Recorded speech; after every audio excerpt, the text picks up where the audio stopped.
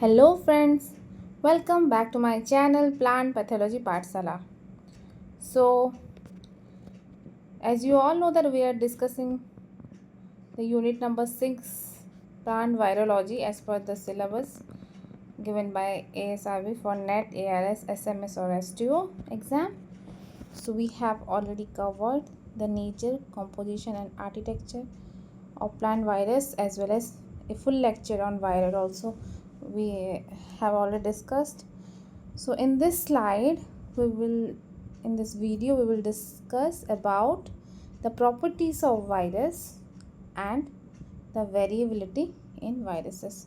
Hopefully I think within 10 to 15 days, definitely within this month, I think we will finish this virology section. Okay, so without further delay, let's start the video.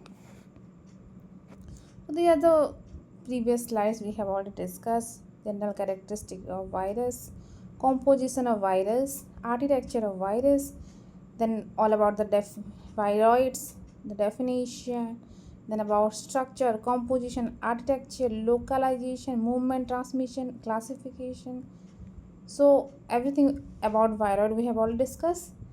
Now the properties of plant viruses. So various properties are there. So the first property is the physical properties. So physical properties of plant viruses, it includes its size, shape, its density, molecular weight. So this physical things that means that can be touched, okay, that can be sensed. So first about the size. So it is the viruses are generally microscopic in size, and the plant virus size ranges from 20 to 300 nm. Then the viruses are filterable through bacterial proof filter. The characteristic shape of virus is helical, isometric or bullet shape. In the characteristic portion we have already discussed that the viruses show three type of symmetry. The helical symmetry means it is of rod shape. Isometric or icosahedral symmetry means some viruses are of spherical shape, and the bullet shaped or bacilliform symmetry. So three type of symmetry are there. Next, about the molecular weight, generally the virus molecular weight are very low, about 10 to the power 6 Dalton. So for the plant viruses, the molecular weight generally ranges from 4 to 73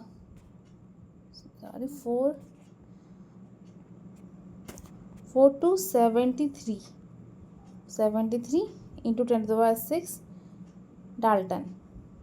So 4 is for the TMV and 73 is for the Clostridium virus, I think. Just cross check this. Clostridium or Tobra virus. I'm confused, so just check it. Next, about the density.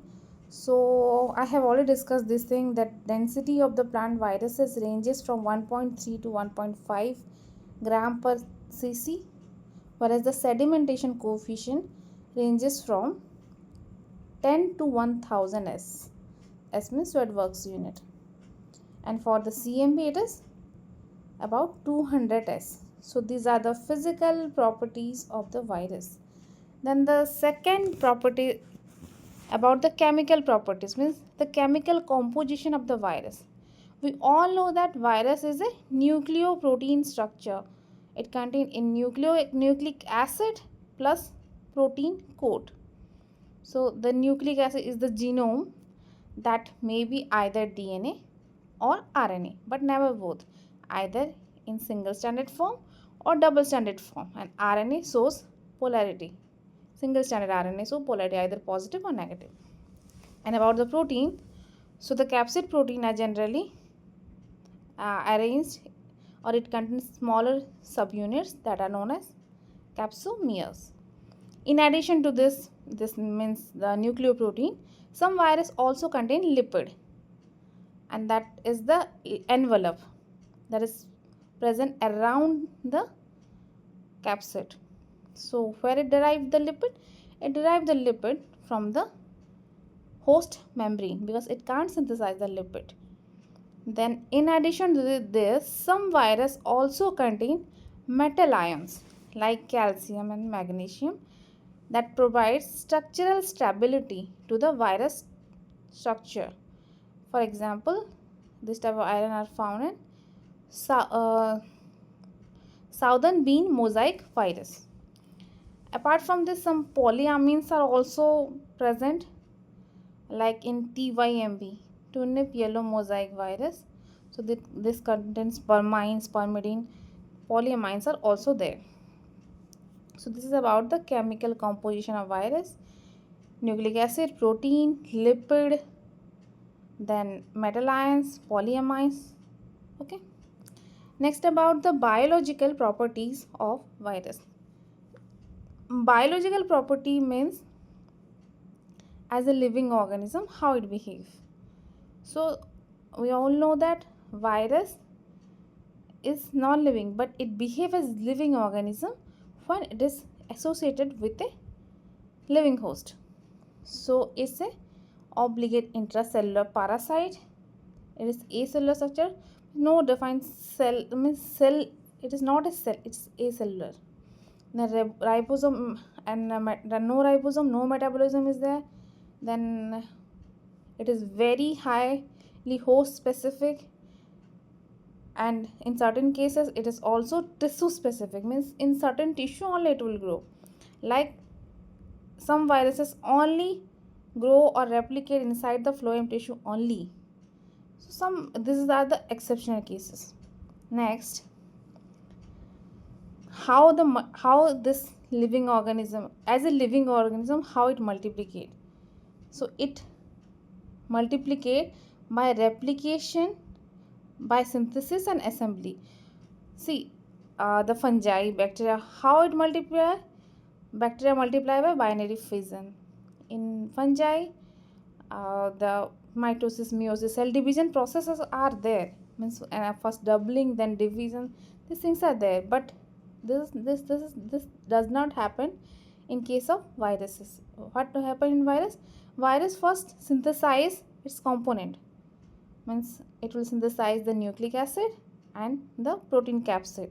Then they will be assembled. So synthesis and assembly, these two processes will occur. Then about the mutation rate.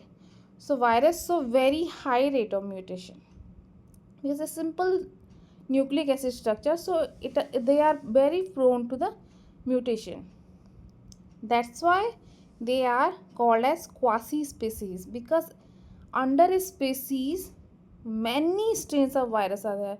They are genetically very much unlike. Okay, that's why they are called as quasi-species, not the perfect species, quasi-species. And this quasi-species concept was given by Rogin Mortel. And another thing, that's why this group is, the viruses are called as polythetic classes. This question was also asked in the ARS NET 2025. So remember this, which group of pathogen is showing the polythetic classes? So this is the virus, plant virus. Next, the fourth property is genetic properties. So about the genome, so virus genome, as you know that this is very smaller in size, very compact in nature, because the introns are absent there. Then it either contains single or multiple ORFs. ORF means open reading frame. ORF that will form the genes, or that will ultimately form the proteins. So few viruses are there where only single ORF is there, but some viruses are also there where multiple ORFs are there. For example, tobacco necrosis satellite virus that contains a single ORF, whereas wound tumor virus contains 10 to 12 ORFs. So these are the examples. Then it also contains overlapping and nested genes. Then multifunctional protein, this is the characteristics of the genes present in the or the genome characteristic. Okay, next, the non-coding region regulate replication and translation. These things happen for most of the organism, that the non-coding region are the regulatory region, like third 3' and 3' poly A tel, then 5' cap, 5' BPG region. This 5' BPG region is very important. 5' BPG, virus genome, virus protein genome linked. So this is particularly present in the potty viruses, and it acts as primer during the synthesis of the nucleic acid. So this is important for the replication. Okay, so this is about the genome characteristics. Next, about the in vitro characteristics or in vitro or physiological properties of the plant viruses. So here in vitro properties we will discuss thermal inactivation point, longevity in vitro, and dilution endpoint. These three properties are very important. Okay, remember the definition as well as examples also. So first, what is thermal inactivation point? So thermal inactivation, the term only suggests that the temperature at which virus will be inactivated, or it will lose its means activity or its infectivity. So the virus will be exposed to a particular temperature for 10 to 15 minutes, and then if and we will see at what temperature that particular exposure leads to the loss of infectivity of the plant virus. So generally the thermal inactivation point for the plant virus is 55 to 70 degrees Celsius. But the TMB is the exceptional case with very high thermal inactivation point, that is 90 degrees Celsius. Next is the longevity in vitro. Longevity in vitro means if a virus is kept in the laboratory condition at room temperature, then for how longer it will retain its infectivity. That may ranges from hour to few years also. For TMB it is about 12 years. See how long it can sustain in at room temperature outside. Okay, this is the reason why this TMB is easily transmitted by the mechanical means, because of high thermal inactivation point as well as high longevity. Because to inactivate or to destroy the infectivity, it need to be exposed to very high temperature, 90 degrees Celsius, and it can retain its infectivity at room temperature for very long period, about 12 years. Okay, that makes this virus TMV, tobacco mosaic virus, special. Next, the last one, dilution endpoint. So the dilution endpoint, it means this is the point, or this is the dilution, the highest level of dilution after which this virus will lose its infectivity.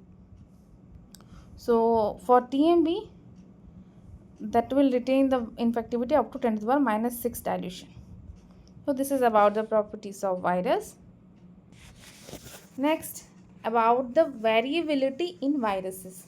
So first, the definition: ability of virus to undergo genetic changes leading to evolution, adaptation, altered pathogenicity, and virulence. So this is the definition of variability. Means there will be some variation will occur. That variation, why this variation occur? Due to the genetic change, and what that genetic change leads to? That leads to evolution, adaptation, altered pathogenicity, and virulence. Then what are the mechanisms that is helpful for this, or that is causing the variability? So first the general mechanism and the specialized mechanism. So first we will discuss about the general mechanism. So general mechanism includes first the mutation. As you all know that mutation means sudden heritable change in the genome structure, in the genome. So this is the spontaneous change that occur during the replication of the virus because it lack proofreading. Because of the absence of proofreading, mutation rate is higher for the virus.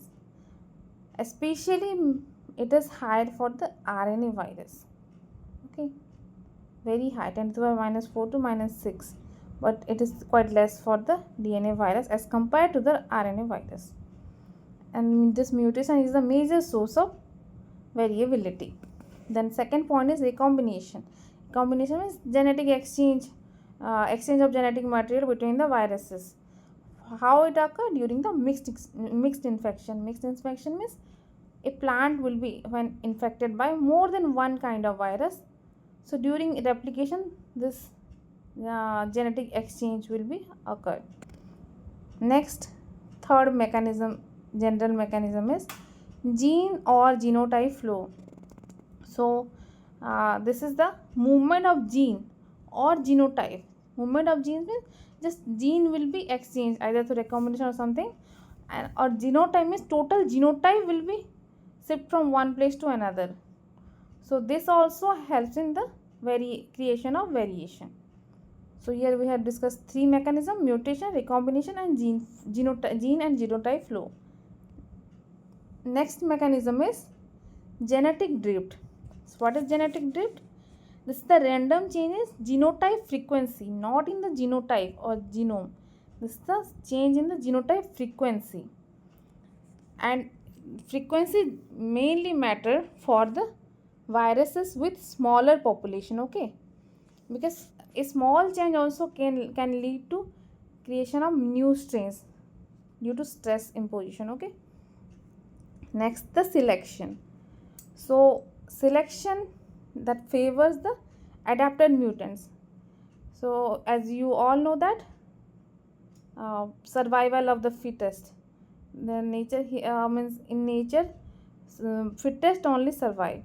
Like that, selection will favor the better adapted variants that can more adapted to the particular environmental or host condition, leads to emergence of more virulent races.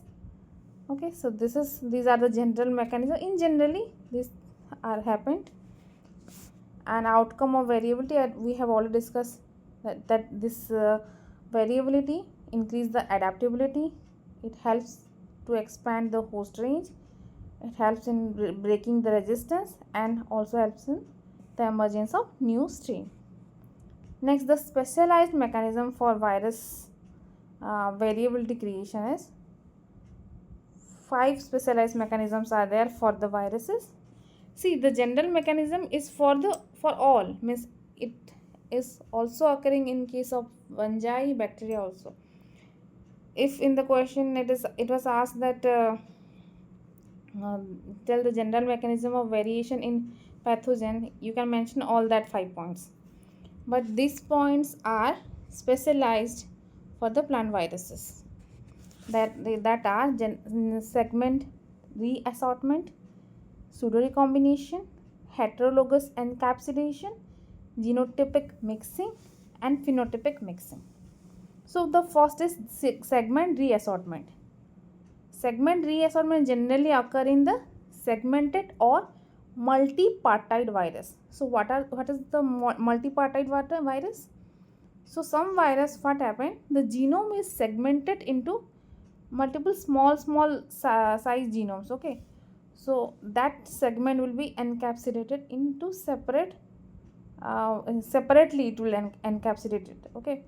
During infection they will assemble, and again the genome will be synthesized and they will infect.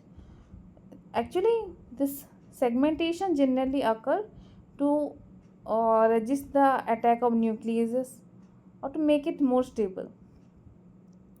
So during this segmentation or segment formation, sometimes there is some exchange is there, like one segment is encapsulated inside the capsid of another segment, but here the virus is same only. So this is known as segment reassortment.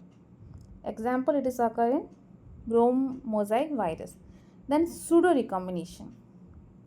So here this also occur in the multipartite virus. So here the recombination between the genomic segment of a multipartite virus.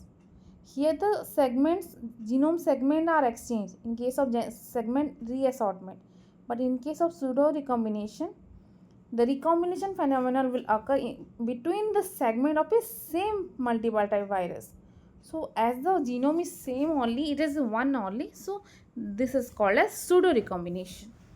Then the third specialized mechanism is heterologous encapsidation. So here in this phenomena, the genome of one virus is enclosed in the protein coat of another virus.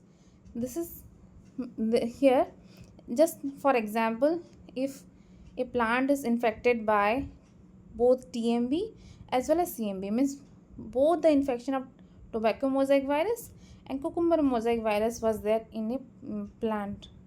Then when the virus synthesized its nucleic acid, so what happened after synthesis, during the assembly, the coat protein of the genome of TMV is encapsulated inside the capsid of CMV. So this is known as heterologous encapsidation.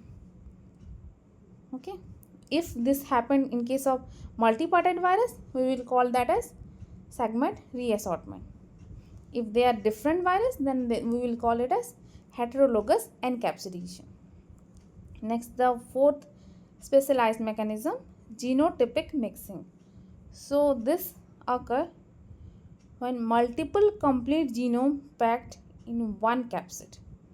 Here the capsid are altered in case of heterologous encapsidation, but in the genotypic mixing, multiple genomes under a single capsid. So no recombinations are there, they are just the genotypes are mixed inside a single capsid. That is genotypic mixing. Whereas the phenotypic mixing means the genome of one virus enclosed in coat protein of another, but they do not produce any altered phenotypes. Okay, they are the phenotypic mixing.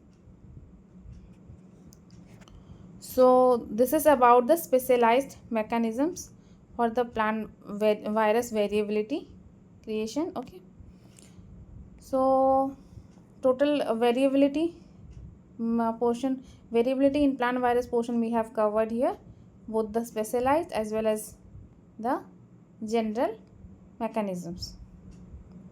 So this is all about the today's video. In the next video we will discuss about the satellite virus and satellite RNA. Okay, so thank you for watching the video.